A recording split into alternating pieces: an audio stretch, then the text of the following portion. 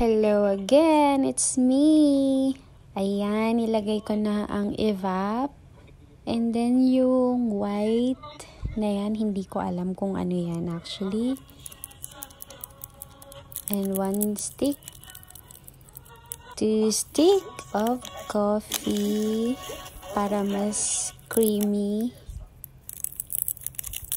And next is mix hanggang sa maging malapot. Ayan. More mixing and mixing. I'm so excited matikman yan. Ayan po ang aking ginamit. Black gulaman. And again, I put 3 stick of coffee. And also 4 cups of water. Ayan, pinapo-boil ko na. Tapos, sinalin ko na po siya sa isang malaking lagayan. Tapos, pinalamig. Ayan yung itsura niya. Ayan, hinati-hati ko na din. Bilis, diba?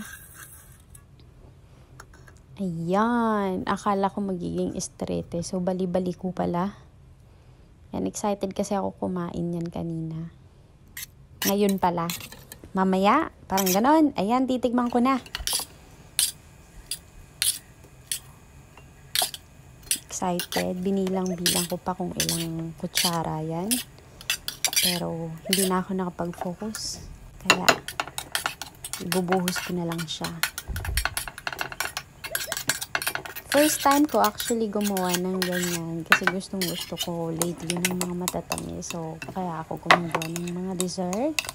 Maganda rin siyang hobby. At the same time, maging negosyo. Bigyan mo na lang siya ng mga konting twist para mas better. Ayun na, husgahan ko na siya. Gagawa ako ulit niya next time. Pero lalagyan ko na siya ng sago. With matching sayaw-sayaw. Pag masarap yung kinakain ko, talagang nagsisway-sway ako.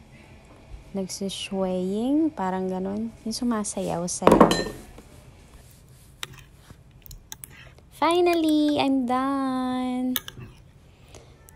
Sana magustuhan ng mga taong pagbibigyan ko niyan. Let's try.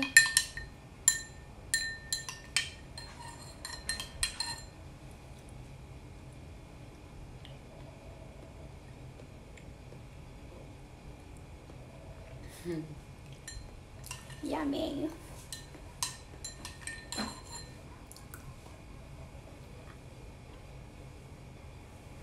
Thank you.